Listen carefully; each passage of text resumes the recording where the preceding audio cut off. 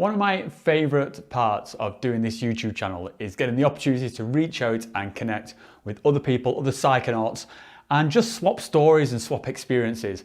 And that's exactly what I'm going to share with you today. So yesterday I had an absolutely brilliant chat with a guy called Jonas Rosen. He's a fellow YouTuber, fellow psychedelic YouTuber who runs a channel called Cosmic Consciousness with Jonas. And I've been a fan of his channel, and he reached out to me and suggested that we do some kind of collaboration together. And so we decided to get together on Skype, just have a conversation, just chew the fat, and I absolutely loved it, and I can't wait to share this with you guys. In this, we're talking primarily about DMT, but also ayahuasca, and a little bit of like sort of psychedelics in general, about the sort of psychedelic sort of community, and also our own kind of like aspirations for contributing to that community and adding more content and adding our own ideas into the mix. So anyway, without further ado, here's the conversation I had with Jonas. It's going to be the first of a few, and we're going to do it again next week. We had such a good time doing it, so I hope you enjoy it. And without further ado, I bring you Jonas Rosen of Cosmic Consciousness with Jonas. Enjoy.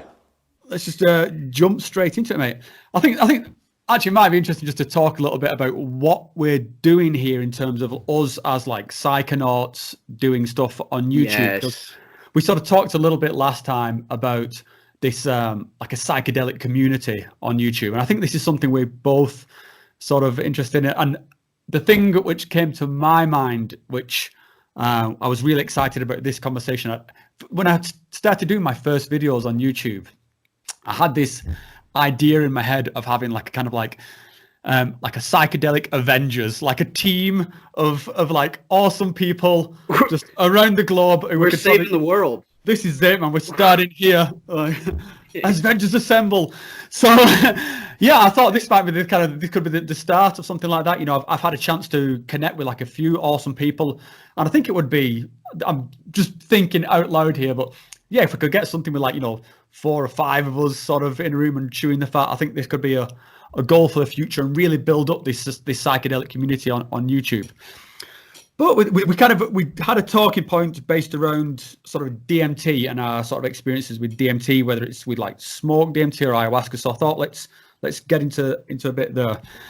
And This is actually quite close to my heart at the moment, because mainly I was actually at a face-to-face meeting group last night where it was a kind of like an integration group. Nice. People were like sort of talking about their own sort of experiences with all different psychedelics. And one topic came up. It was basically, there were some people who were very heavily into plant medicines. Some people were very heavily into like sort of research chems and stuff like that. And this one, we're talking a bit about DMT, and you're saying there's the sort of the general opinion of that group was that there's no therapeutic benefit to DMT. It's awesome. It's like super fun, but like no therapeutic benefit. Now that's different to my own experience. I've actually had some, I would say this whole journey that I came on started off from smoked DMT, and I had some pretty immediate benefits to it. I'm not sure where exactly I am in terms of like, if this is like a healing experience in the same way that ayahuasca is, but certainly there was some stuff changed very quickly, like in a positive way, fairly much overnight with me. And I thought I just wanted to put that, to you, like, what's your own take there? Is DMT, do you think, is it just super awesome cosmic roller coaster fun, or do you think is there something there that's like beneficial for us? Excellent question. And really. And I want to say to begin, it's a pleasure to be here. It's a pleasure to connect again. I'm a huge fan of everything that you're doing and all the work that you've shared with the world so far. And Psychedelic Avengers sounds fantastic. I'm totally into that. I do actually think that there is some very legitimate truth to this idea that these plant medicines are helping humanity save itself from itself. Like, we need a mass shift in consciousness to face the problems that the issues that we're facing in the world right now. Quite frankly, I don't think we could do it without the plants. I think that we need more than just clever politics. We need more than just external changes in the outer world. We need a deeper inner transformation in the human collective, the collective consciousness. Yeah. And psychedelics are not the only tool, but they are easily one of the most powerful and profound tools. And I spent a pretty ridiculous amount of time thinking about DMT and ayahuasca as is. So it's a pleasure to be here talking about it. To your first question, this is a really, really good question. Is there any therapeutic benefit or potential to pure smoke DMT? There's no doubt that obviously ayahuasca has immense, extraordinary therapeutic potential in treating a whole range of mental health issues and mental illnesses. DMT, I would agree with you that there's less therapeutic potential there.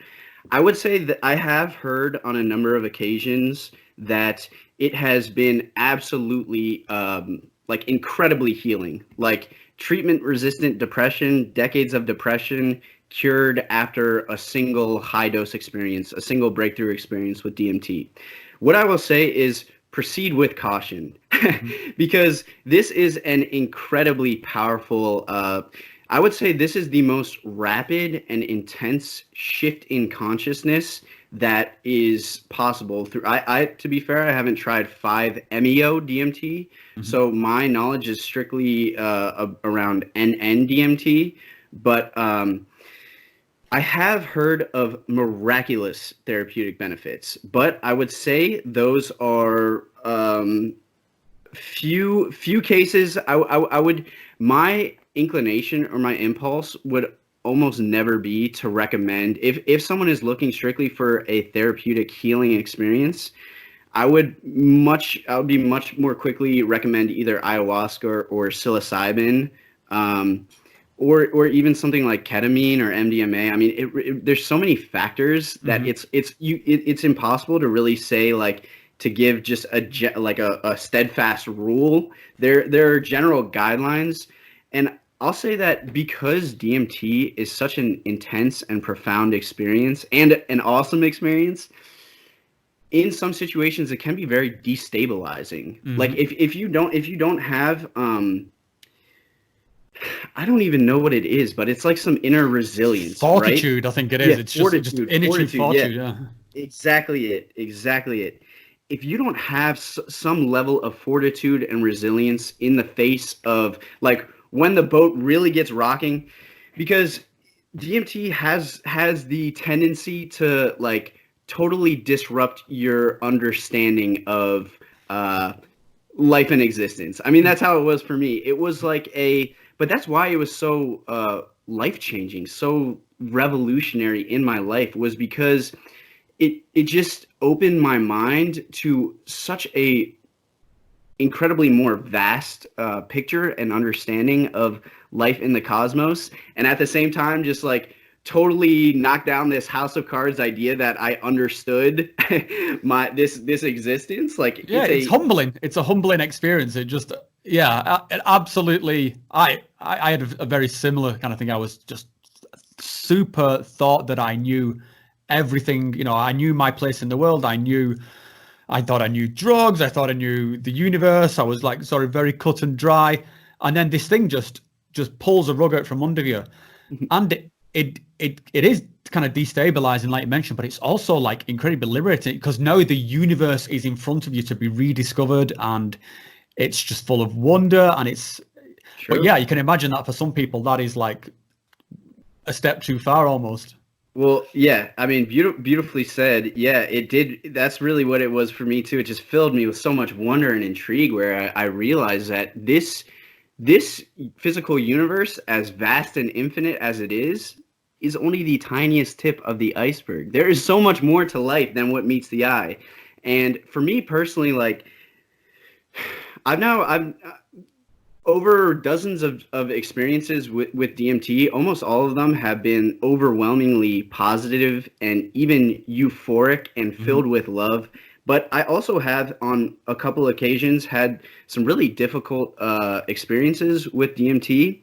And it's very much worth mentioning that as heavenly and liberating as this experience can be, like, a direct encounter with divinity, with the infinite source of life itself, it can also feel very much like a descent into hell, literally. Like, so have you had that? Have you had like a typical like bad trip experience on DMT, or was it just there was something in it that was a little kind of disturbing, but then it kind of moved on, or was it just the whole character was just bad? That's the thing. It was deeply disturbing. It wasn't necessarily scary, but it painted an image of human existence that was a little bit disturbing. And I don't always take these trips at face value. Like, this is another point that I think would be interesting to discuss later on, is like, is there some truth or reality to these experiences, or are these just like chemically induced hallucinations in the mind? Personally, I feel very strongly that anyone who says they're just chemically induced hallucinations has not tried this for themselves.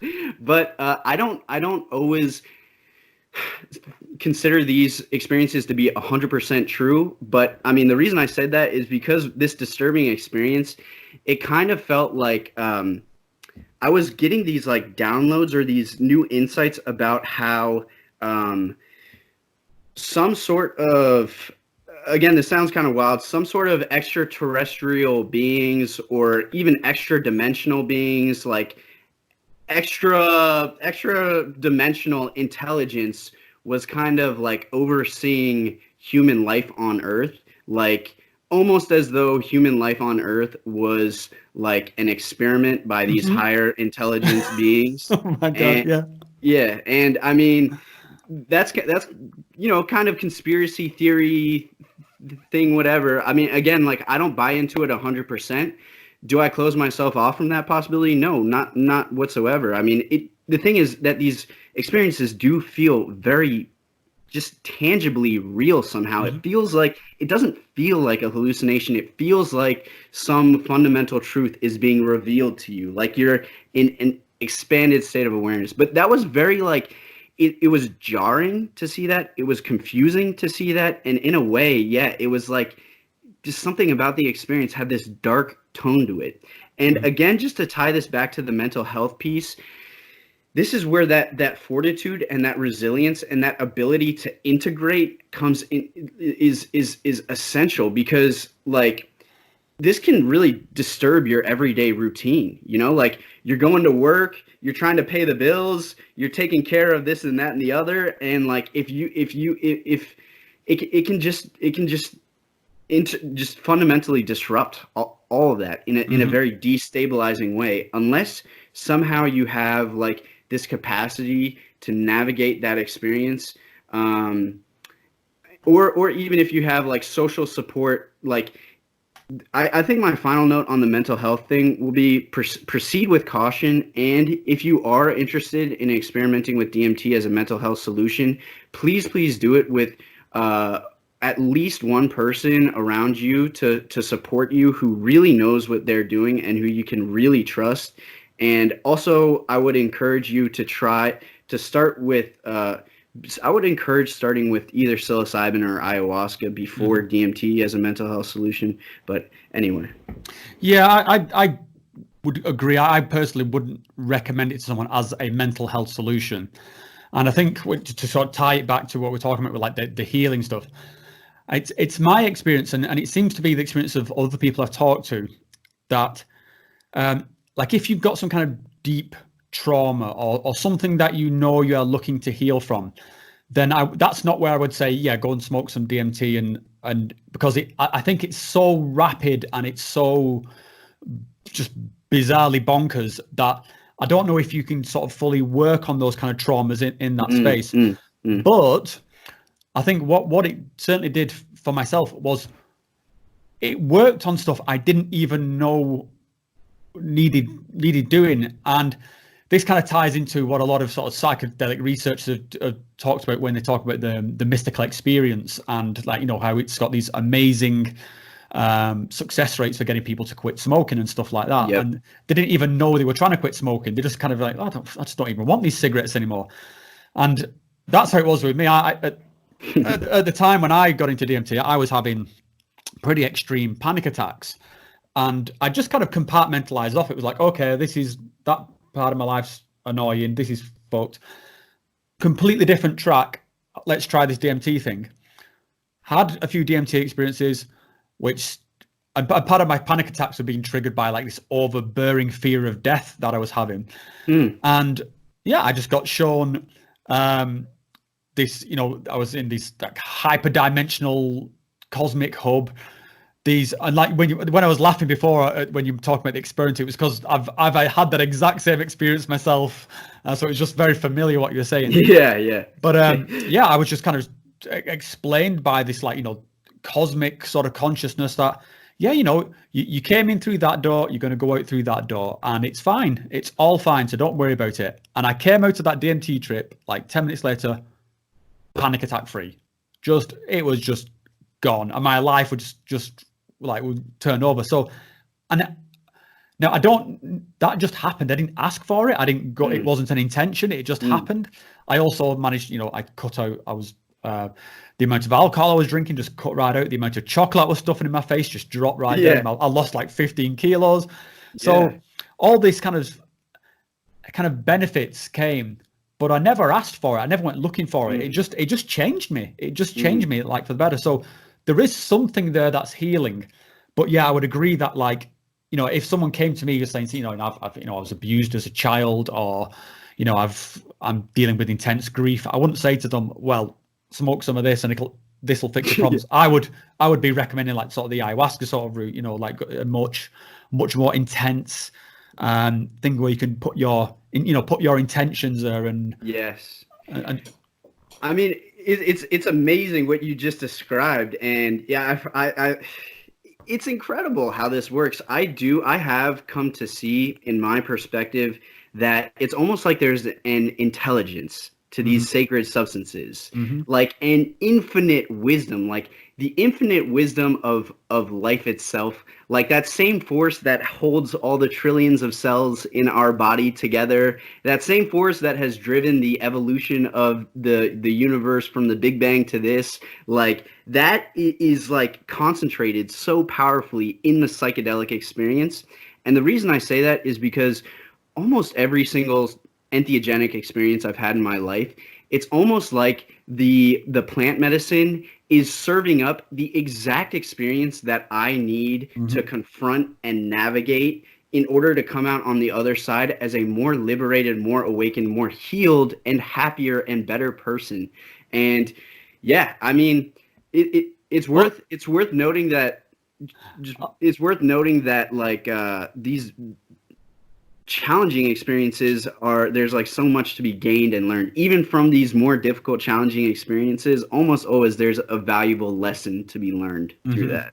Yeah, for sure. And I think that's something we should get into later, in like sort of the whole thing around what was called a bad trip, because I kind of lean more towards the thing that yes, there are challenging trips, there are some absolute hell, and I think sometimes when you're looking to heal from those kind of things, that's the price. That's the price is you're going to have to go through a difficult experience.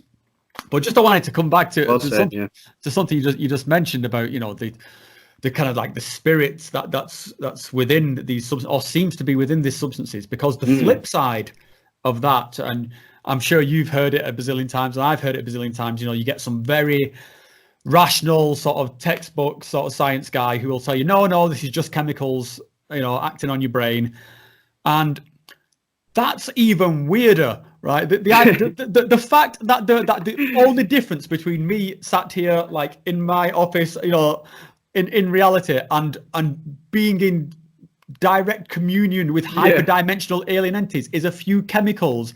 That's like, and all the meaning and emotion and just awesomeness that comes with that. That makes so even true. Less sense than the idea that there's a spirit within these things. It's none of it makes any sense. No, I don't know if I want it to be honest. That's such a good point. Yeah, I've never thought about it that way before. Yeah, but it's like because if all it is that this, if you go for like the hyper science route, then yeah, it's just a chemical switch in your brain. So it's like reality, bonkers land, and that's it's Yeah, that even, I mean, how would we even evolve that mechanism? You know, if you again, if you go the hard sort of Darwinian route, that everything that we have evolved is, you know, very lean. It's all for a purpose. There's no kind of, you know, there's no extra bits on us. Everything gets trimmed off. So Right. why would we evolve this mechanism within our brains for just experiencing what some people would call insanity? You know, it's Right.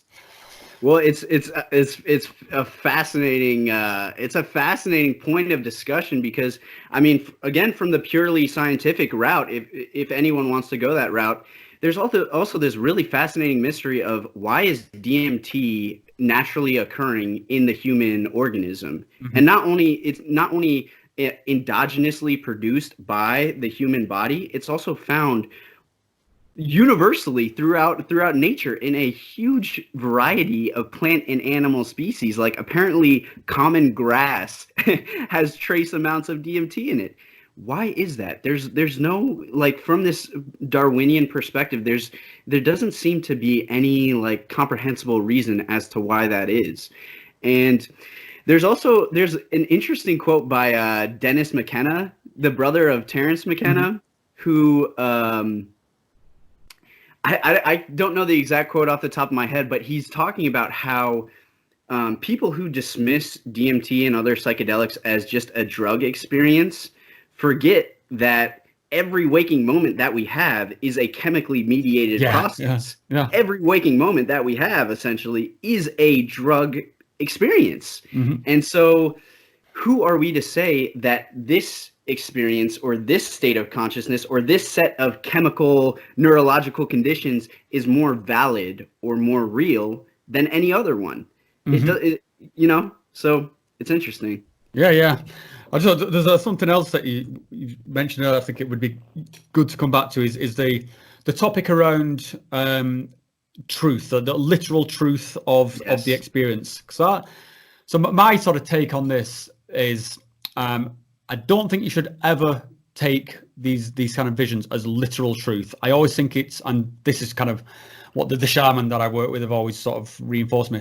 Always look for the meaning. So, you know, if for instance, let's say you had a vision of a child, then this doesn't necessarily mean that that is your literal child from the future. You're going to have a boy and it will be blonde or whatever. You know, it could just mean, you know, this is perhaps you're ready to become a parent. You feel like, you know, this is something or it's your inner child trying to speak to you. You know, so there's kind of a meaning there to look for, rather than a sort of a literal thing.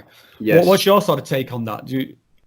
Honestly, I think you nailed it in a lot of ways. I very much agree with what you say. I think I don't always take these experiences at face value. I do think that almost always there's some deeper meaning or some metaphorical, like, this is what I've noticed in traversing the DMT realms on a number of occasions, that there is this like symbolic language, like different images or different experiences or encounters in the DMT realms they're like communicating a message. It doesn't mean that you're actually meeting some sort of extraterrestrial, extra dimensional being. It's possible. But it's not 100% like factual that is happening, and yet there's still some meaning or something being exchanged in that interaction, you know. So that's what's of significance, in my opinion. I think that it's also like any waking moment, there's a spectrum between going from like more towards illusion or hallucination and more towards like a reality or objective truth. And it's a really difficult kind of idea, because ultimately this is going to the deeper philosophical question of what is real, like what is true, what is truth.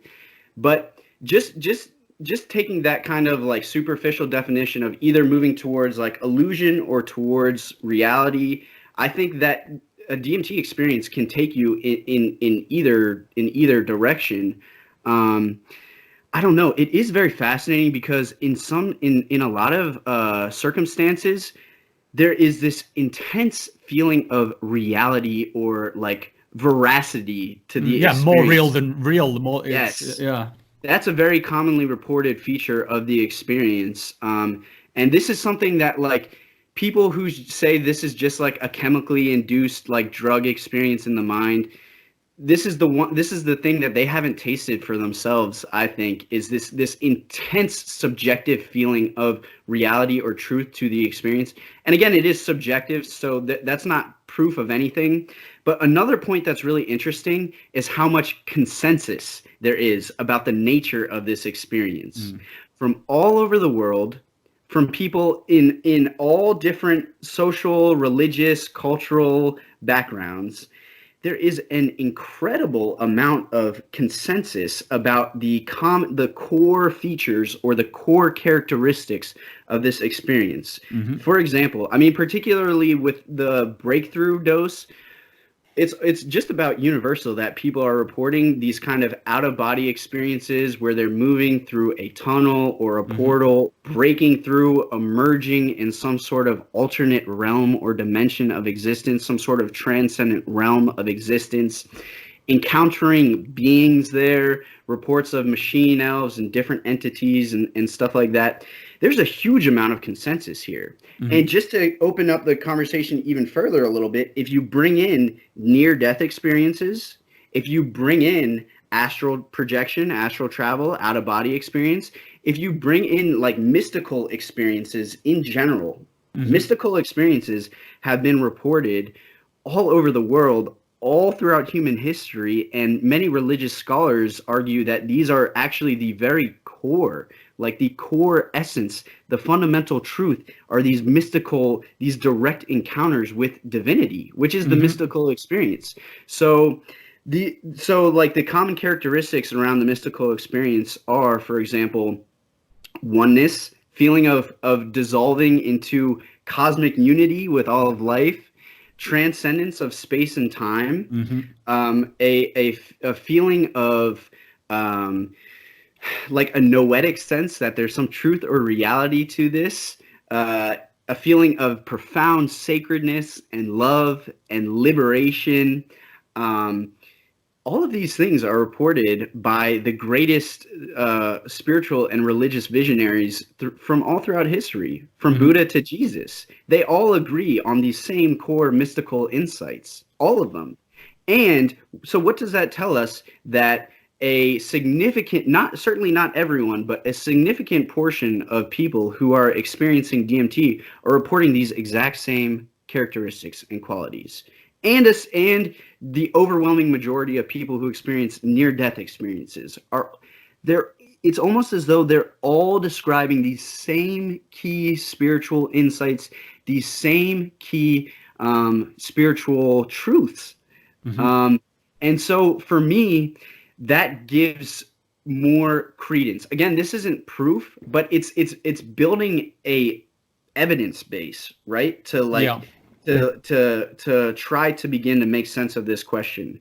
All of that consensus again, from all over the world, from all throughout time, for me, that's very compelling evidence that there is some in some way that we can't quite understand, probably there is some truth or reality to these experiences. I don't know. What do you think about all that? Well, I think there's another aspect which I think is fairly obvious but gets lost in these conversations, which is just all those things that you just described, those feelings of oneness, and another word I'd throw into that mix there is communion. This feeling of communion with something greater than myself. Yes. But I think the thing that's, like I say, seems very obvious is how desirable that state is. So when you are there, this is all the euphoria in the world just happening in all at the same time in sort of forever. And it's not body euphoria like MDMA. It's just the joy of existence. And, and this is when people are talking about, particularly when you use the words like a spiritual experience, and some people start getting a bit pissy about that word because then it's like it's not sciencey because you're talking spiritual. But there is something built into us as human beings that this state is desirable. It's within us. The wet work is within us for this state to appear. And when it appears, it is incredibly desirable. You want to be back there. You want to be as close to that moment as you can for the rest of your life. So, and this is kind of, I think, what's lost somewhere in, particularly with a lot of like modern religions and stuff, where they're on some kind of spiritual quest. They're trying to get somewhere, but it's almost like they've not had the full taste of what's sort of possible here. And then similarly, like the very diehard sort of science skeptics are talking about this as like, it's all we want to do is, map the universe and map the atoms and stuff like that. And it's like, no, there is something else there. There is boundless meaning that can just change your life forever within this experience. And you've just got to sort of go for it. And it's a tricky one to describe. We can sort of sit and have a dialogue about it and nod our heads because we've been through it. But to somebody else, we sound like lunatics. Which is... No.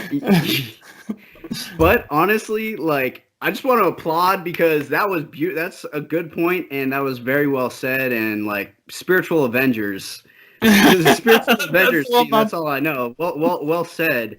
Yeah, that's such a good point. That like sometimes I describe it to people. There was one of these experiences in particular that was really just like this feeling of total ego dissolution. Like there was no longer any boundaries to my being.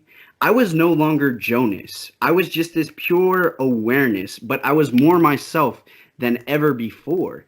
And it felt like, the best way to describe it is, it felt like a raindrop hitting the ocean and just like splashing down in the ocean, and instantly this one little raindrop is unified with the entirety of the ocean. And yes, this is so true, that it's an experience that is euphoric beyond euphoric. Mm-hmm. It's so saturated with unconditional love. Like it felt like, sometimes I describe it to people like, it felt like I had just found out that I won the lottery 1,000 times over, like on a hyper-dimensional scale. It felt like there's nowhere else to go from there. There's nothing else to do. There's nowhere else to get to. You're home. You've made it. Like this is what the heart longs for. It's like total wholeness, total I don't know. So what does that say? That is built into us. It's almost like our entire lives, somehow, without even knowing it, we're going this way and that way, trying to find that experience of wholeness and unconditional love and just total completion, where we've made it. There's nowhere else to get to. We're there. We're here. And so what does that say? I don't know. Well, I don't know, man. I think it might come back to what you were saying earlier about, with DMT just being this kind of this substance that's everywhere. He talks about it being in grass, in sort of animals. You could pretty much walk out into any forest, and if you gathered enough material, you could, compound it, get it down to something you could get high from. And it's always had this, the one of the phrases that got kind of thrown around with DMT was the God particle.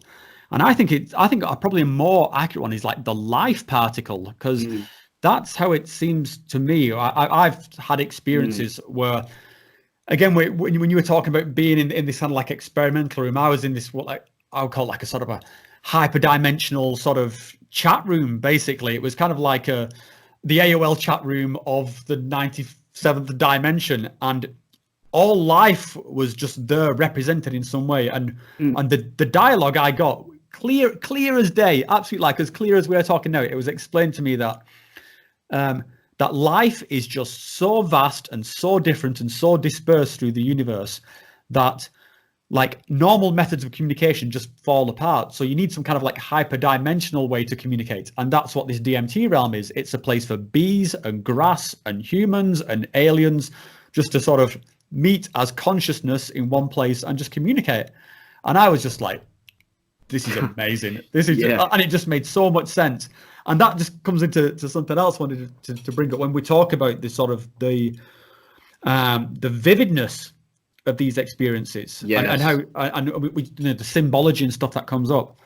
I think this is something that for the people who've not experienced it, it's very hard for them to grasp, because the stuff that you see is so clear and so real, and so it's not mushy. Like people tend to think of, you take acid or something and the walls are melting and it's all, things get mushy.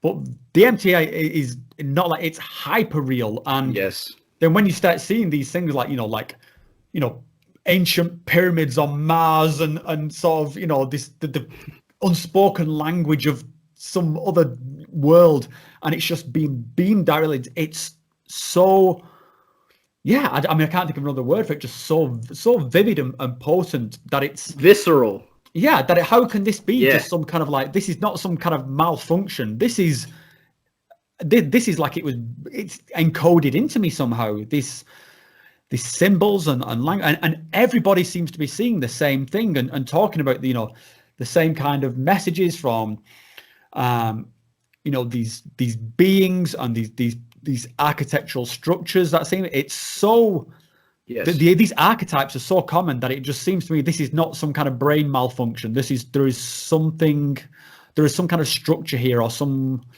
pattern. The feeling is that when you arrive, this is really through the DMT breakthrough. Like, you have to have a sufficiently high dose to have these sort of hyper real, hyper vivid experiences, and they're commonly referred to as a breakthrough because, again, it feels like you have quite literally temporarily left this lifetime, this reality. You've temporarily left it behind and broken through into some sort of alternate realm or dimension, some sort of transcendent space. And it feels like wherever you have arrived, this is a place, like, it's hard to put this stuff into language because, it's not really like a physical place, but it feels like you've arrived in a place that exists.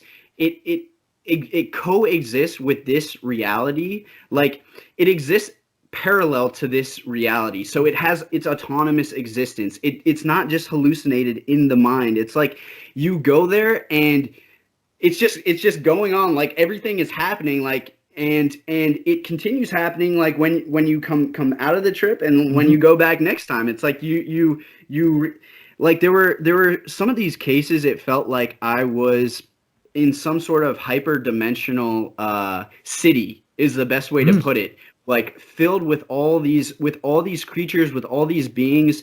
It was like they were all just going about their daily routine. Like, they were just doing their thing. They were just living out their lives in this reality, doing their thing. And like, a couple of them noticed me too, and they looked up and they waved at me. They're like, "Oh, hey, what's up?" And they're like excited to see me, but I was just passing by. I was just passing through. They lived there. They inhabited this place, and they were like, they were with their families, and they had their like. It's like a.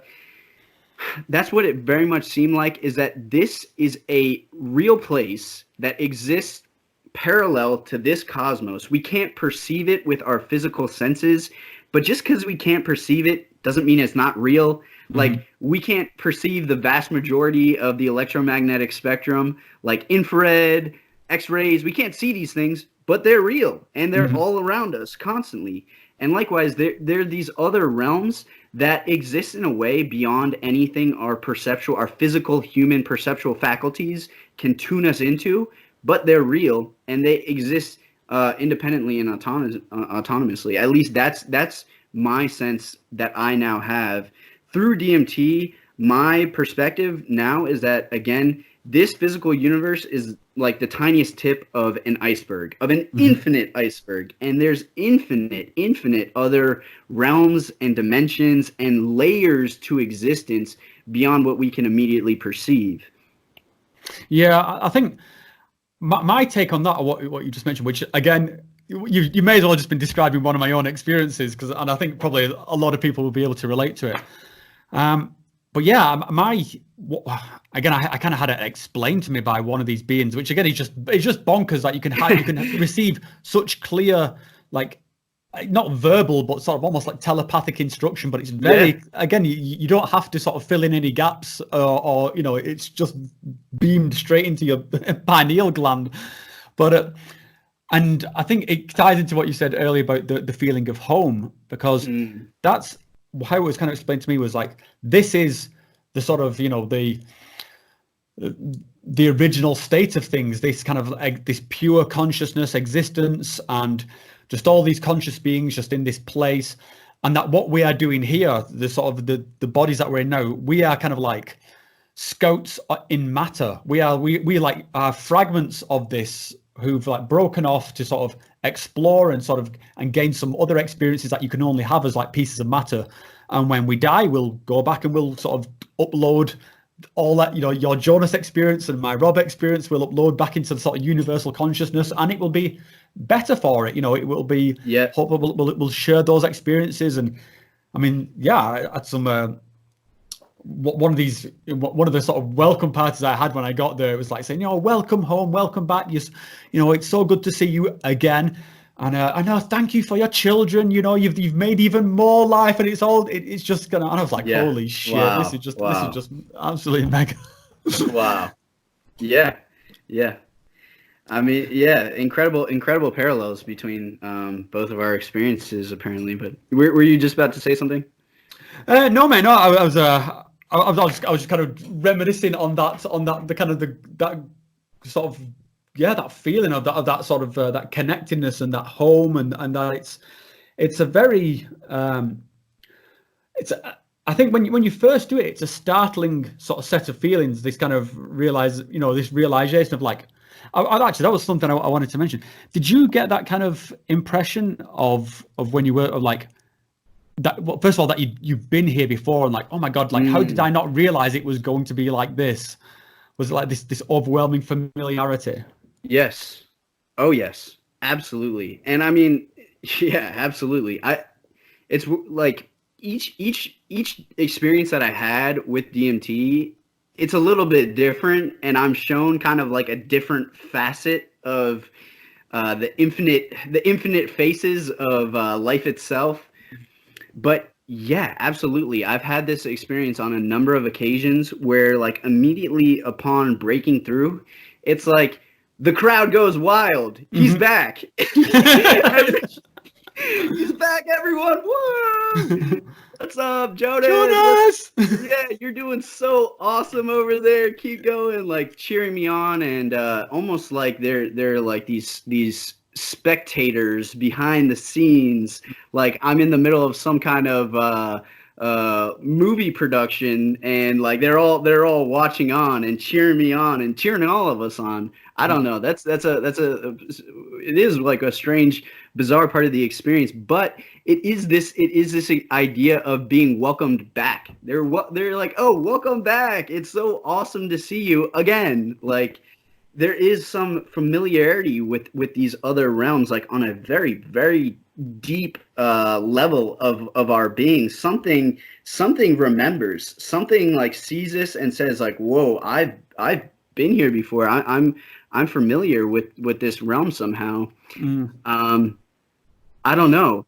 And I think it is like this idea of oneness, that we are all kind of, as you were saying a little bit, like we're these like seemingly fragmented expressions of infinite unity, and we've all emerged from the same infinite source and like entered into this unbelievable game of multiplicity in order to learn and grow and play and love and expand and awaken on the road back to oneness. We've never actually really left oneness, but in this like human this idea of being like a fractured piece or a separate entity is a very like deep part of this human experience, because there's so much to learn through the suffering that comes out of that isolation, that feeling that like I'm here by myself, and awakening from this illusion of ego to this idea of greater unity. But I think that's part of why there is this feeling of familiarity, is that like it's almost like in these experiences, sometimes it almost felt like I was becoming aware of the trajectory of my soul, like over multiple lifetimes. And again, like I don't take all of this at face value. I'm not saying all of this is guaranteed 100% real, but it did feel like on a number of these occasions, like I was revisiting a place I had been to before that was a spiritual realm of existence that may or may not have been the place that some sort of afterlife where we go after death, where I was also aware of not just other beings that I had known before, but also other lifetimes that I had lived before, like prior lifetimes, not even in a human body, not even in a physical body, in like all types of weird and bizarre like expressions or manifestations of this underlying this I don't know, the fundamental fabric of life itself, the divine reality that's infinitely diverse. It's all one.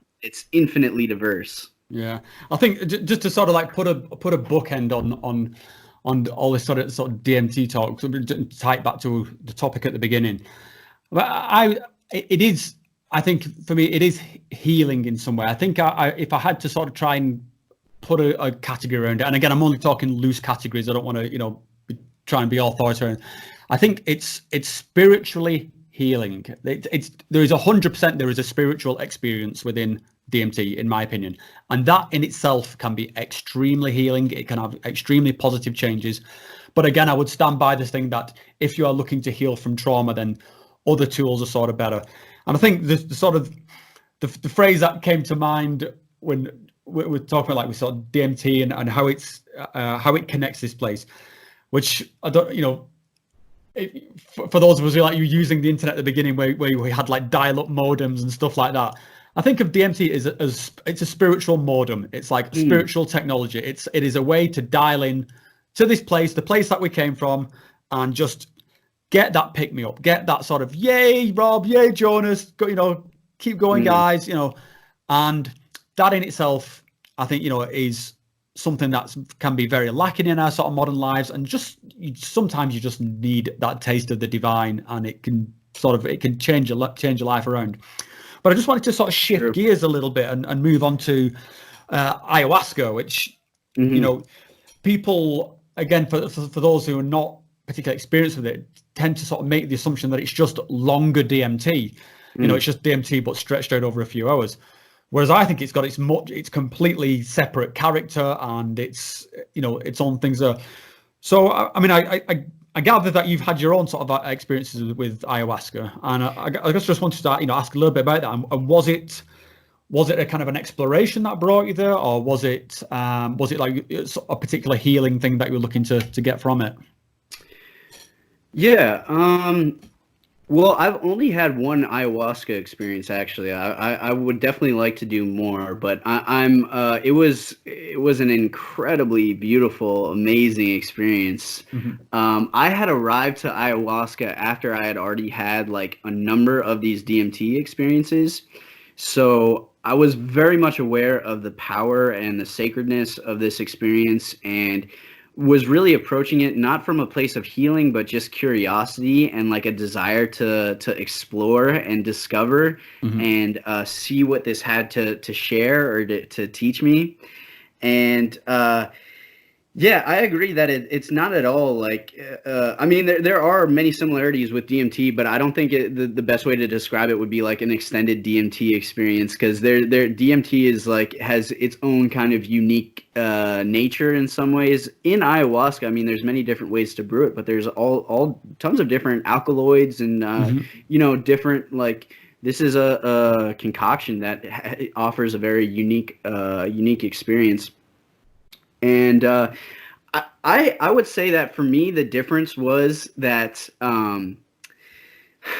like when I before that ayahuasca experience, when I had been taking DMT, I was having a lot of these out of body breakthrough experiences where it quite literally felt like the essence of my being, or like the pure consciousness, had left, was traveling outside of the body.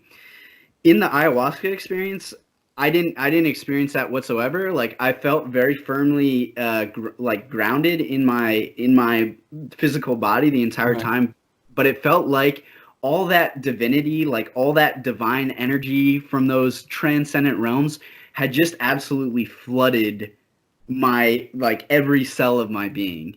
So, like, instead of going there and visiting those realms, like, it all just like was pouring through me in such a beautiful, and it felt like the life force in my being had just been turned up to maximum volume. Like, I was just on fire, and I just wanted to.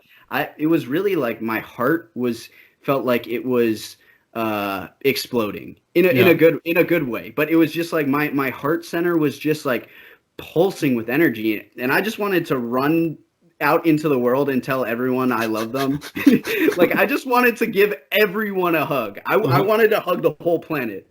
But that was a very important experience for me as well, because it took me a while. Like, my experiences with DMT were so astonishing and so amazingly incredible that I wanted to keep going back and exploring those realms.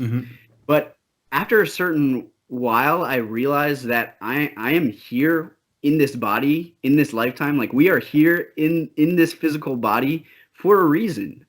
This is my perspective, and it was really DMT that showed me this. But my subjective opinion is that I consciously chose somehow to participate in this experience. Like, I came into this lifetime knowing all the challenges and all the, like, struggles that came with being a human being in a human body. And yet I still signed up for it because there's something, like, incredibly sacred and important and unbelievably amazing about this opportunity to be a human being here on Earth at this time in history. It's truly incredible. But ayahuasca was kind of like, was a reminder of this. Like, it's not about trying to figure out how to use DMT or any psychedelics to get there. There is no there. We're here. We're here for a reason. And more important is to figure out how to use these experiences, how to bring all that wisdom and all that new knowledge and all that love, those expanded states of awareness, how to bring that here. And ayahuasca was showing me that with just this experience of pure love, of just flowing love. What about you? How do you see kind of the I don't know. How, the separation between DMT and ayahuasca. I mean, I went to ayahuasca to specifically to heal from some trauma, and I kind of went there, and this, ties back to what I said at the beginning about around bad trips, fully expecting hell, like absolute sort of but prepared to pay that price to work through some of these issues that have been bugging me for most of my adult life. So, and I would say that I have had some of the worst experiences of my life on ayahuasca. Like, some of it has just been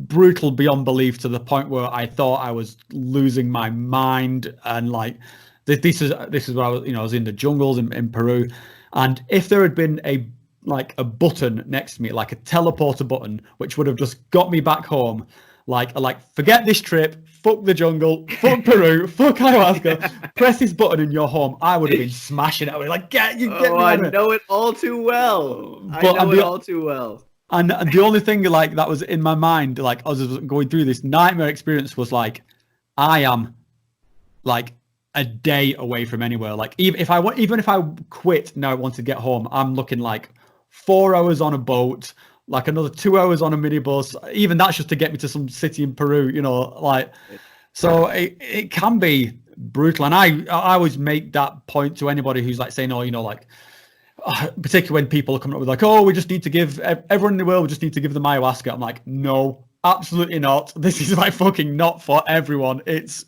brutal, but it can also be incredibly beautiful. I've had some of the most I mean, I'm not even going to say some of the most transformative experiences of my life in ayahuasca ceremonies. It's just been incredible, where I've just realized truths about myself, sort of just very, very simple insights. This is not like cosmic revelations of the galaxy, just like, dude, look after yourself. It's like, oh my God, I just so needed to hear that from myself right then. Yeah. And so yeah, it's just a beautiful experience, but it's very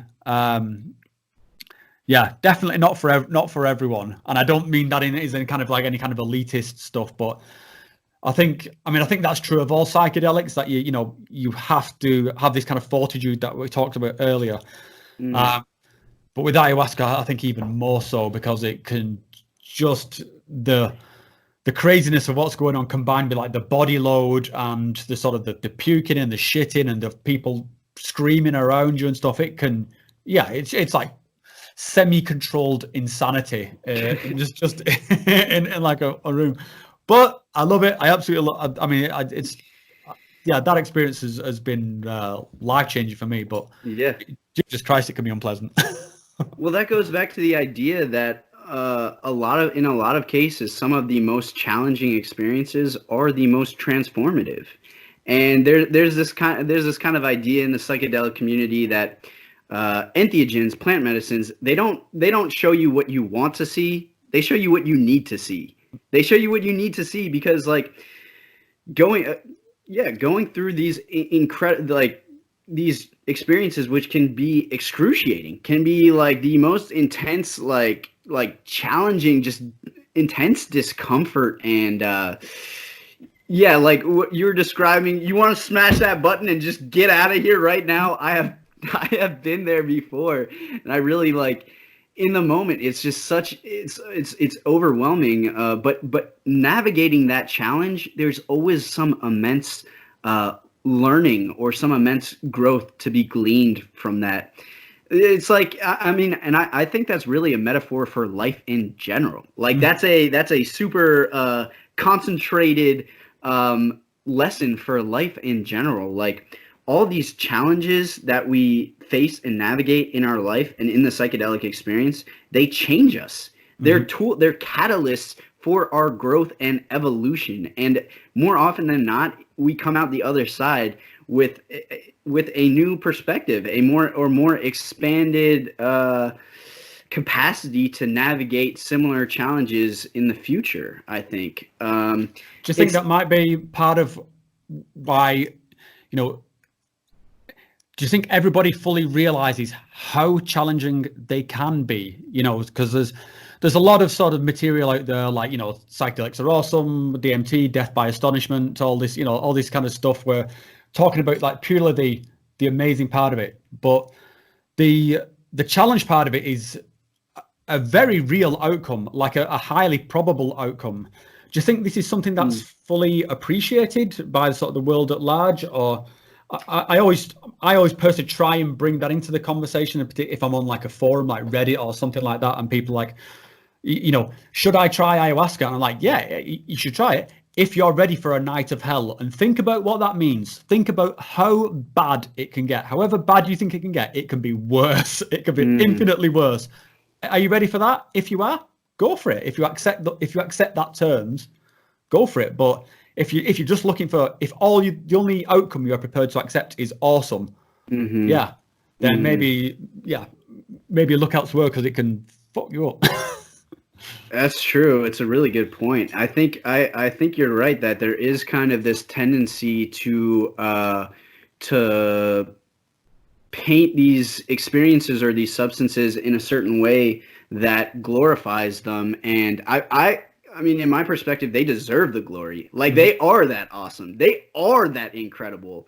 But wrapped up in that whole package, you take both extremes. Like the most euphoric, liberating experiences of direct encounters with God is what it subjectively feels like, with the infinite source of life itself. Now take the other extreme of that.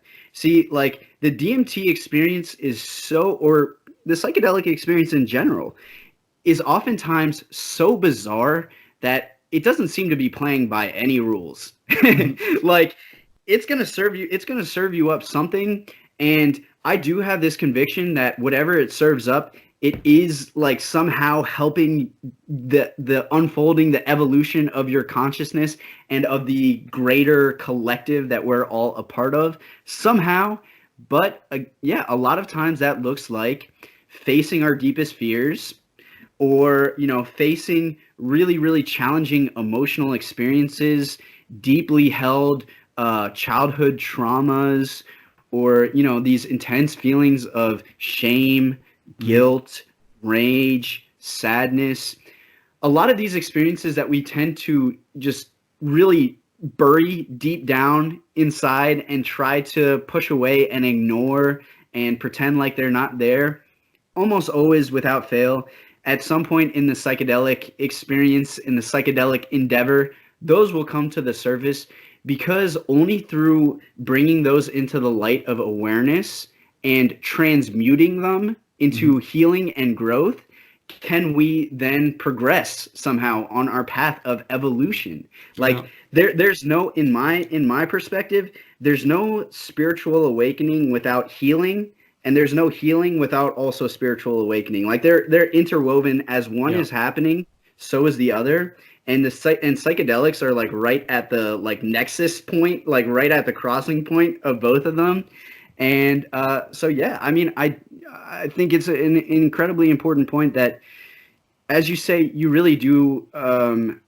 It's really important to be aware of the challenges and the incredible difficulty that these experiences may bring, while at the same time recognizing and appreciating the value in those experiences if dealt with in a way that where you have enough support, enough assistance in integrating and navigating this in a healthy way that is not totally disruptive for your life, but is something that is a challenge that you can meet and move through.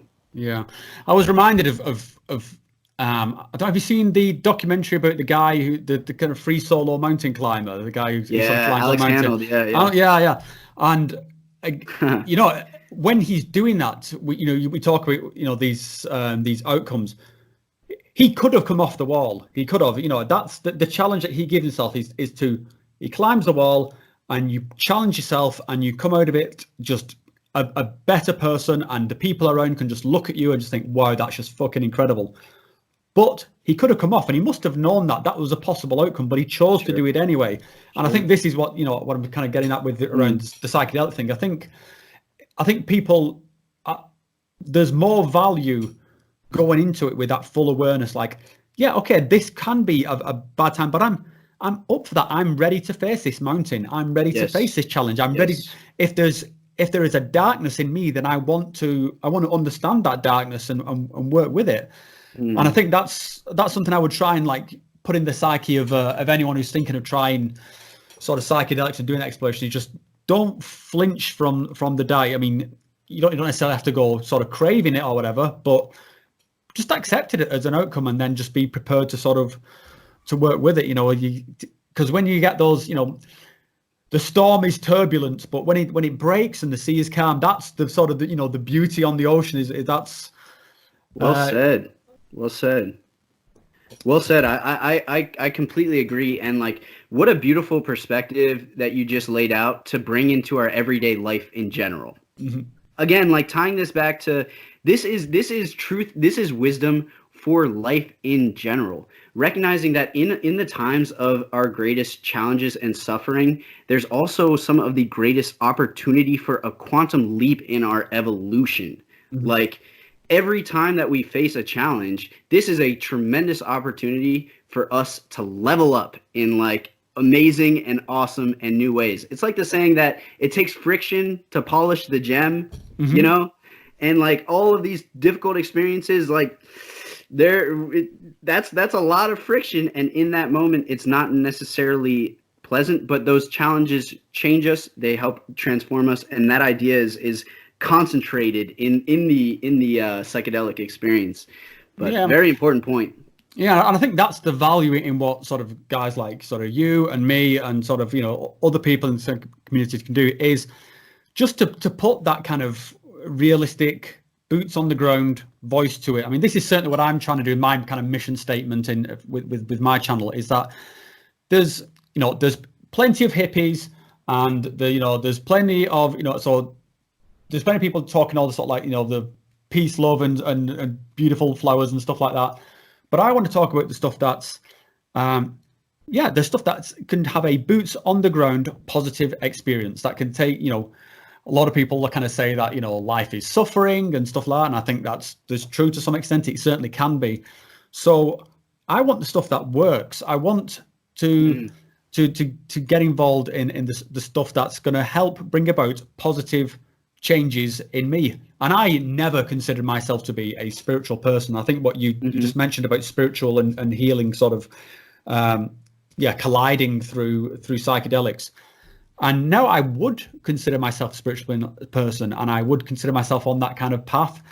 I would have laughed at myself 10 years ago. I would have called myself, I would have been horrified at what a goddamn, at this fucking man bun.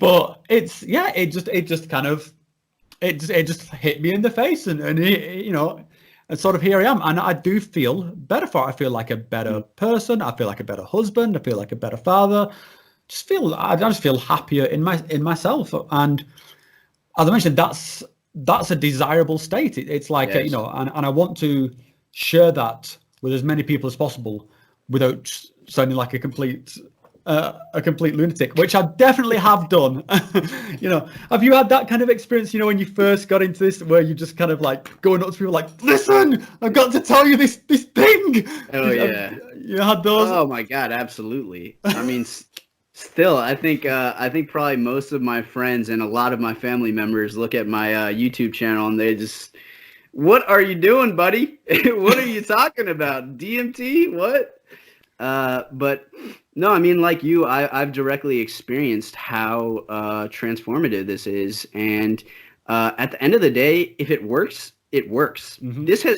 There is not a single doubt in my mind that this has made me a better person with a bigger heart and more love, not only to the world around me, but to myself.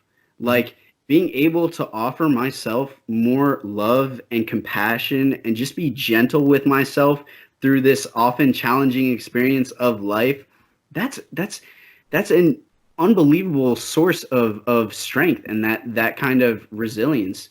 And it has transformed me in a very, very profound way. Like, similar to you, for the first almost 18, 19, 20 years of my life, I would never have considered myself a spiritual or religious person.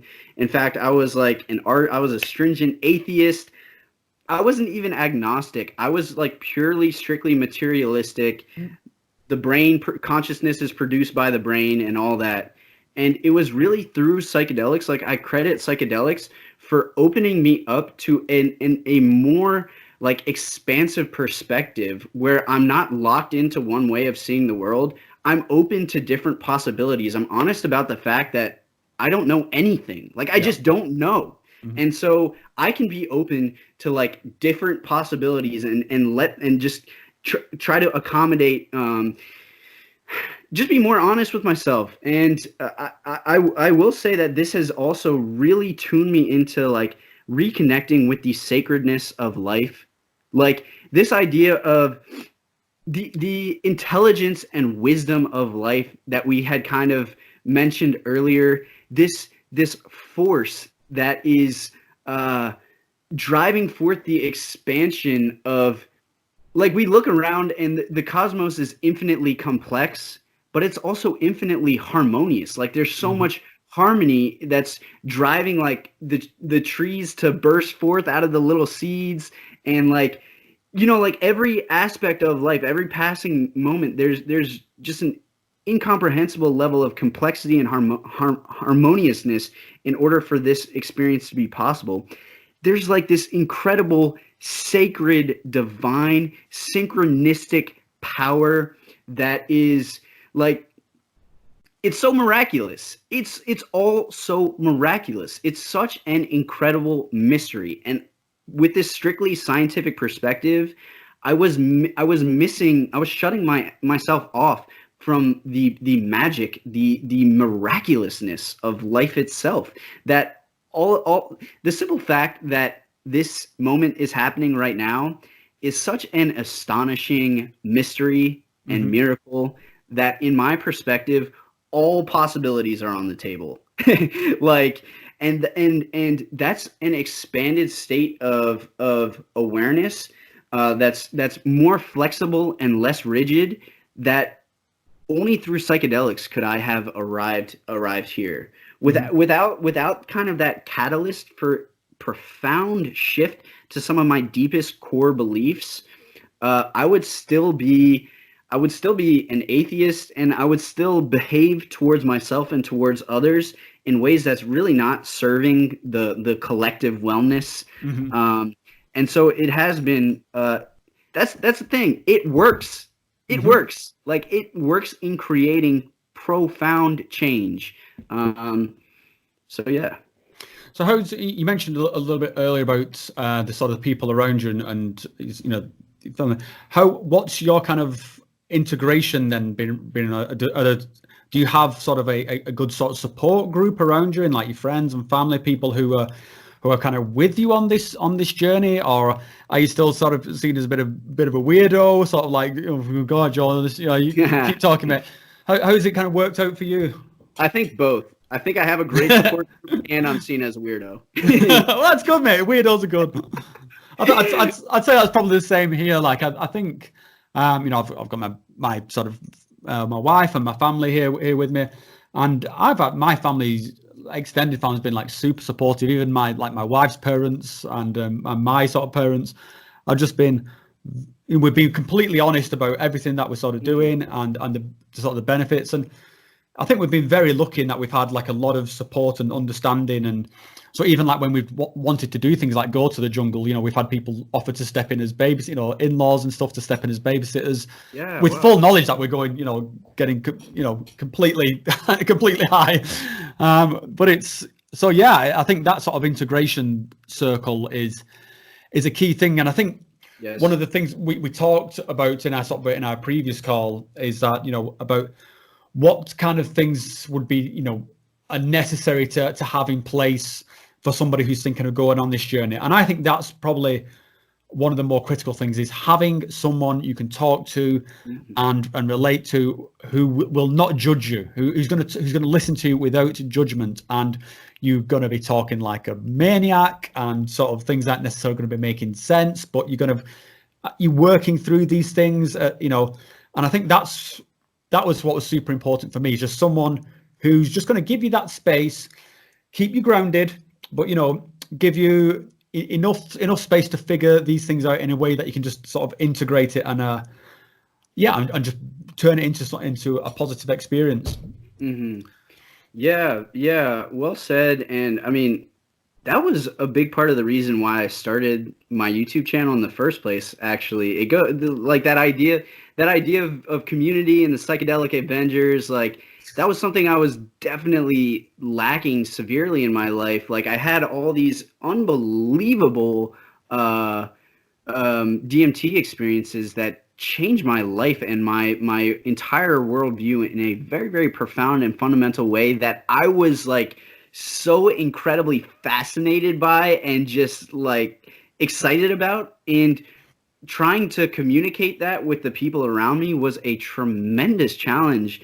And for a long time, it felt very, very isolating. And that only compounds the challenge, you know? Like, you're trying to figure out this whole, like, you've just been to the heavenly divine realms, and now I'm back in everyday life, and I have to go to work tomorrow, and, like, you know, go work it out, monkey. pay the bills and whatnot. Like, what? You know, it can be like very like hard to just to go through this process of integration. And ultimately, like, integration it comes from within. It is an inner process that is as fundamental as just sitting with it, just sitting with the experience, giving yourself time and space to just be and let the experience really like sink deeply into your being, so that you're kind of like your future decisions and actions and intentions are guided with the wisdom that you have gleaned from this experience.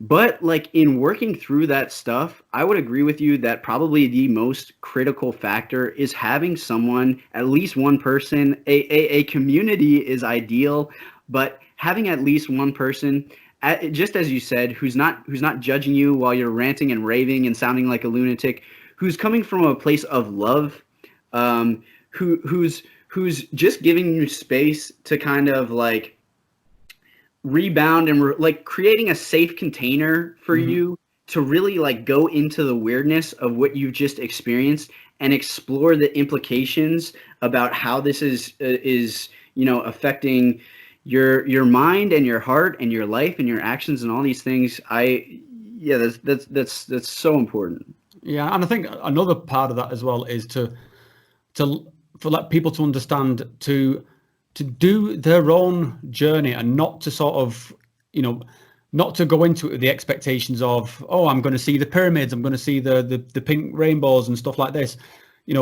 I've seen like a lot of people on retreats clearly bummed out because it's not gone quite the way they thought they were going to go. They thought they were going to get, it just all going to land in their lap on the first night.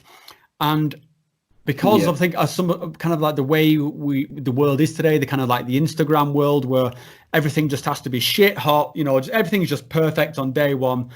People are kind of a little bit scared to just say, man, that fucking sucked. That was a really dark experience. And then by doing that, being able to work through it and sort of, get yourself ready to sort of face some of that stuff. And I think that's a lesson for the world today. Is like, don't be afraid to sort of talk about the bad, the grimness or the badness or darkness, and it doesn't all have to be sort of like picture perfect, Yes, instantly. True.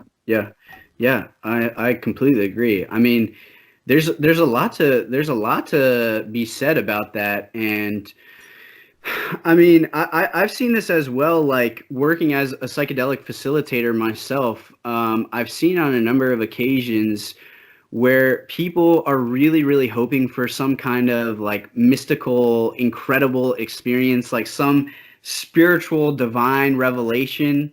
And that's very much a possibility. Like the potential is there. However, if said individual, instead of this spiritual experience, they're really going into the shit, like they're going deep into like the muck of all the stuff that they have going on, like all of the pain or the trauma or whatever it may be, then like there's an incredible amount of resistance to that experience, because no, I don't want that. I want that, like I want the beautiful, shiny experience with all the fireworks. I don't want to, like, without not realizing that moment that the way to the fireworks is through all the shit. Like you can't run away from it. You can't go around it. You can. It'll always come back, unless you move through it.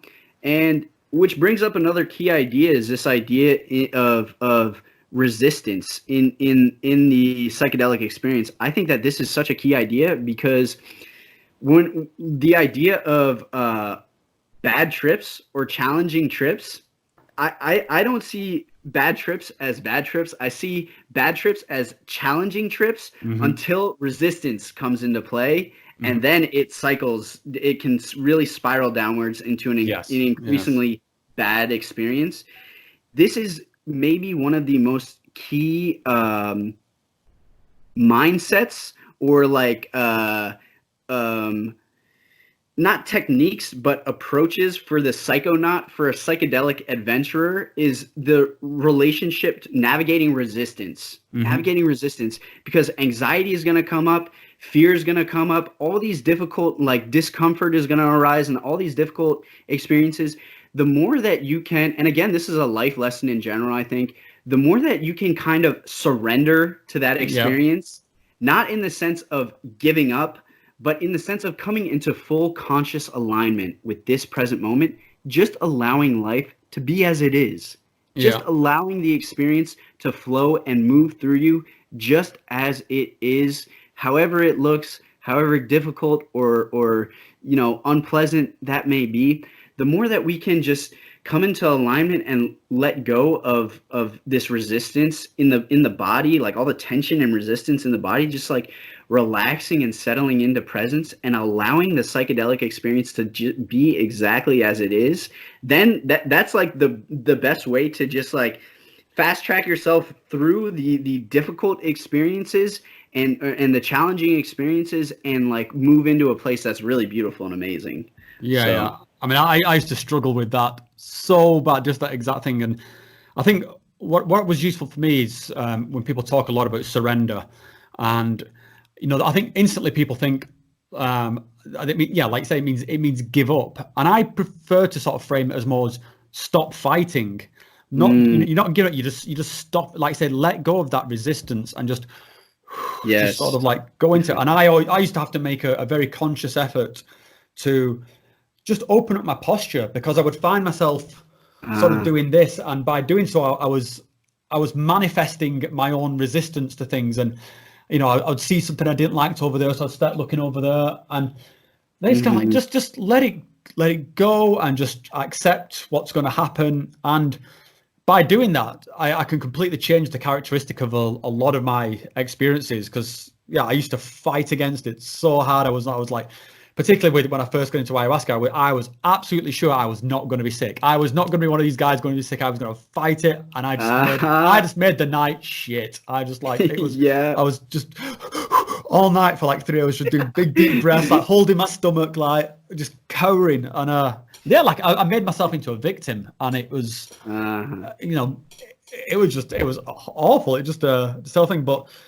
Surrender, it's a tricky one to explain, because when you're in it and that anxiety is building, it's so real, it's so visceral that it's very tricky to talk somebody down from that. And I've been on some retreats where, man, I have heard like blood curdling screams, like people. I have heard people experience terror like I have never heard in the waking world, like just screams from the bottom of people's soul. It's so real and so in that moment. And again, this is not to sort of paint a picture of it being all bad, but man, I think people need to be like aware of these possible outcomes. And I think by doing that, you can navigate that space better and sort of be in that grounded mode and that accepted way, and sort of accept your demons, accept your darkness, and accept these things going on, and that will just help you move through it and move to the euphoria, move to the tranquil place. Yeah. Sweet. I'm conscious of your time, mate, and I think on my own sort of time is also coming close. So I think this might be a good place to put a cap on it. But I just want to say, Jonas, man, I have loved this conversation. Me too. I definitely need to do it again, dude. Yes. I think we could talk about this stuff like a lot. Absolutely. Is there anything you just want? I mean, obviously, we'll give a shout out to sort of both of our channels.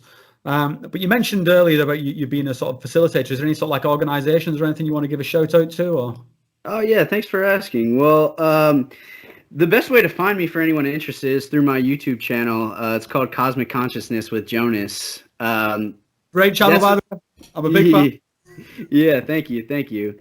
I am also at the moment, actually in 2 weeks, I'm going down to Jamaica to begin working at Myco Meditations, which is a psilocybin retreat center in Jamaica where psilocybin is legal.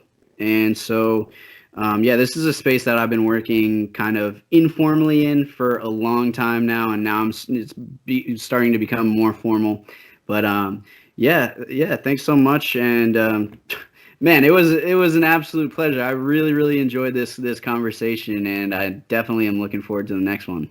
Yeah, for the next time that the Psychedelic Avengers will assemble. So Jonas, cheers, mate. Love this, and mate, let's arrange something soon. And if I don't speak to you before. You do shoot off to Jamaica. Have an awesome time, mate. I wish you all the best for the work that you're doing out there. I'm sure you'll be an awesome facilitator. Thank you so much.